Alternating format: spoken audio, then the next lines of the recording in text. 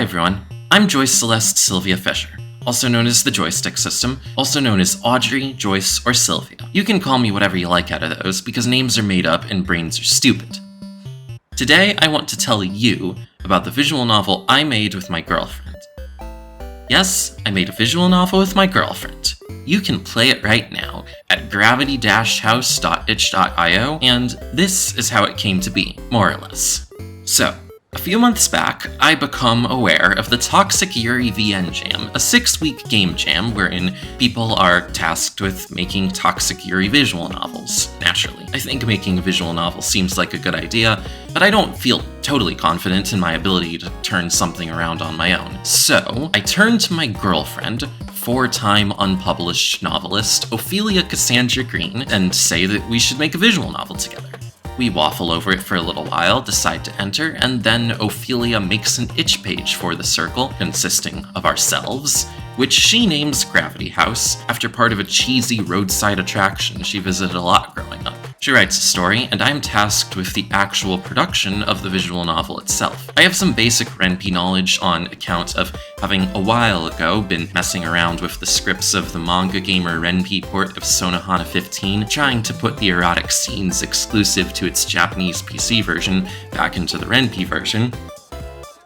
So I implement her story as a Ren'Py script, pick some images, and then we have ourselves a pre-alpha prototype. Still, I'm not content with having contributed absolutely no creative content to our visual novel besides the code and the image selection, so I take an idea for a novel that I've had for a while and rework the core elements into a plot outline that can much more easily work as a much shorter story. I write a draft and give it to Ophelia to get feedback from her. She doesn't like it and doesn't think it's very good, so I rewrite it. She still doesn't really like it, and I don't know how to improve it, so she rewrites it. I think her version is a lot better, and don't think I'll ever be able to write anything even half as good, so I say I want to use her version instead.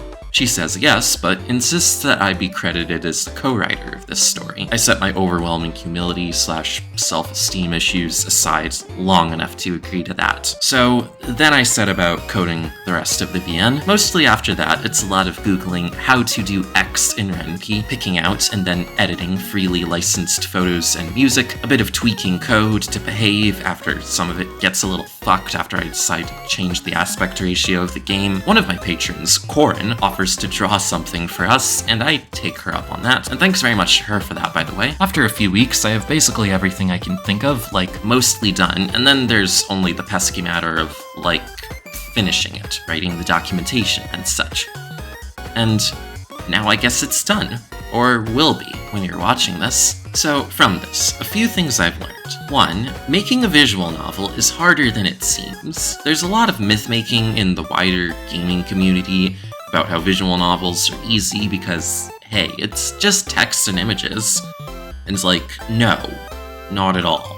Making anything happen on a computer is hard. There's labor involved in writing, obviously, but also in coding and UI design and, the complicated process of creation. There's a lot more involved than just, putting text over images. And just because you think it's not a real game doesn't mean it didn't take genuine work. 2. Making a visual novel is easier than it seems. Yeah, it isn't easy, but it's definitely easier than it is to make other types of games, since, you don't have to do 3D modeling or design any complex game systems or anything. Maybe you have to write branching paths if your idea calls for it, but you don't have to. We didn't. I guess maybe the correct way to phrase this is, it was easier for me, because I already make video essays. And making a visual novel, it turns out, is actually quite a lot like video editing. I mean, the basic steps are the same. You have to write a script, and then choose the visuals to go with it, and then assemble the thing and push it out to the world. But it's also easier, since you don't have to micromanage every single second of the presentation manually. With a video essay, I have to write the script, and then I also have to perform, record it, and then I also have to do the production design. Video editing, while also manipulating every second of the performance to my specifications, which sort of, in effect, means every time I do it, I have to perform it twice. And the second performance, or kind of reverse rehearsal, I guess, goes in super slow motion. Video essays are a weird medium when you really think about it. With this, though, all I had to do was pick the sets and the orchestra and then write the stage directions. And yeah, that does sort of mean I have to perform it, like once at a metaphorical table read for the cast, so to speak, but the rest of the performance, that's in the hands of the game engine and the player's machine and the player themselves. So as a consequence, the nitty-gritty of the process felt familiar but comfortable, like I was back to what I was doing normally as a YouTuber, but I got to skip the gnarly grunt work, which was sort of nice. So yeah, I don't know. Maybe you won't find it easy, and I'd probably find it a lot more complicated if I was making a bigger project with a lot more moving parts on a longer timeline, but all you need in the technical sense to make a visual novel is like a half-decent computer and some free time, which I know isn't a given for everyone, especially not these days, and obviously this doesn't guarantee a good visual novel. You still need some good old-fashioned creativity and to put in the labor required to make writing worth reading and art worth looking at, unless you decide to do what we did and use mostly freely licensed assets. Or unless you ask ChatGPT or whatever to make some or all that shit for you, in which case, well, I can't stop you, but don't expect any congratulations from me. Like, yeah, ethics or whatever, but setting all that aside, I just think it's lame. If you're gonna surrender your creative agency to a third party, I think you'd be a lot better off choosing an actual human who actually made something, rather than, like, a Frankenstein machine that doesn't know how to do anything, except find a pattern and fill it with reconstituted bytes. You can do better than that. I believe in you. So, anyway, thing the third that I learned.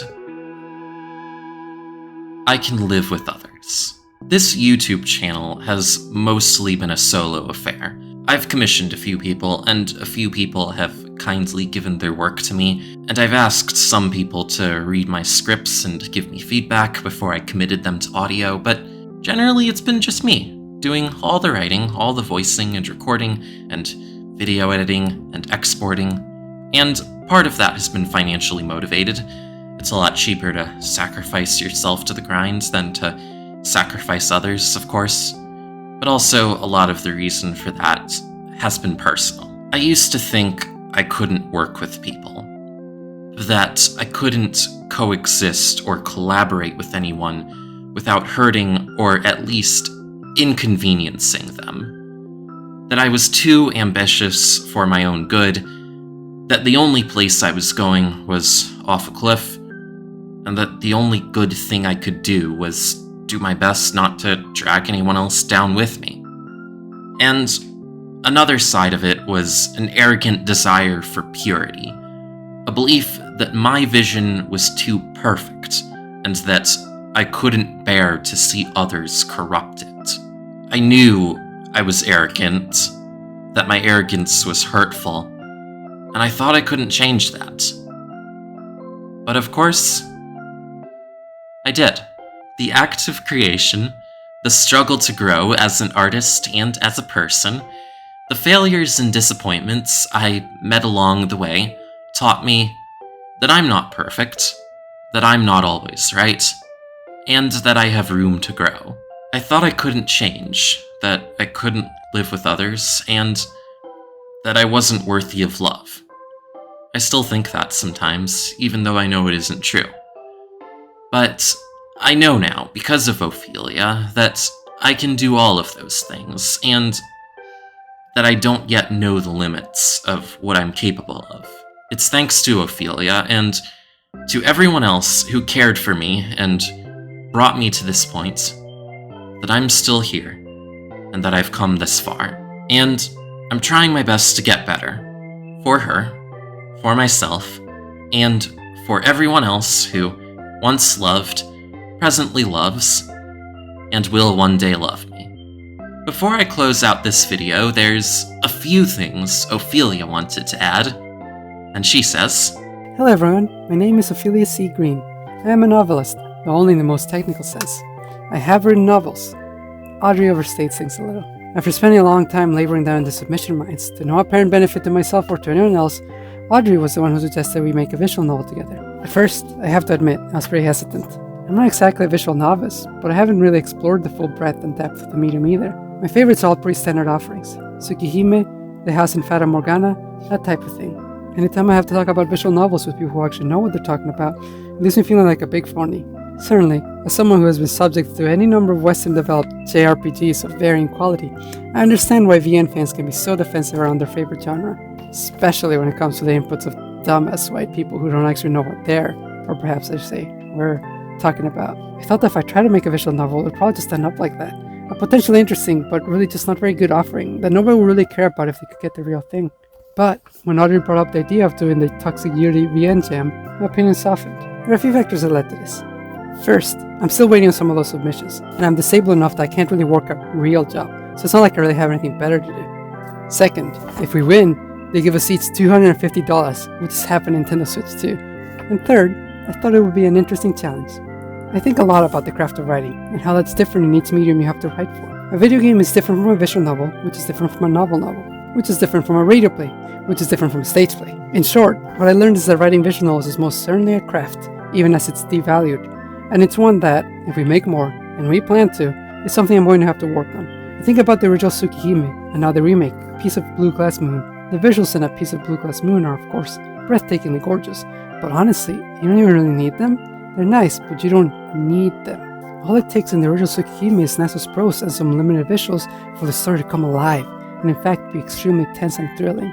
But you can't just write a new old novel, throw it into Renpai, and call it a day. You need to lean on those basic visuals and music and put your focus elsewhere in the text. When writing in any medium, but especially those based heavily in text, it's almost like jazz, where it's all about the things you don't write. In the spirit of humility, I'll admit I think I could have done better with that this time.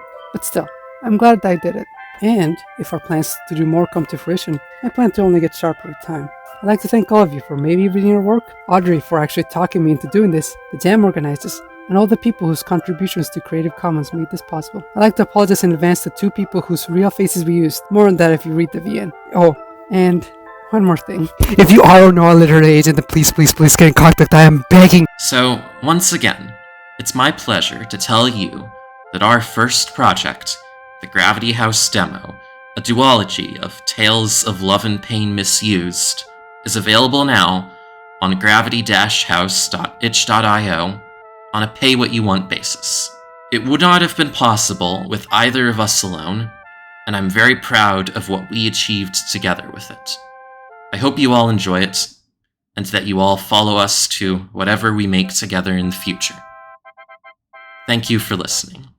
And, as always, thank you to my patrons, and especially Pigeon and Tiss. I know this is sort of an unusual video, but I hope you all liked it, and I'm going to try to make another more normal one sometime soon. Bye-bye.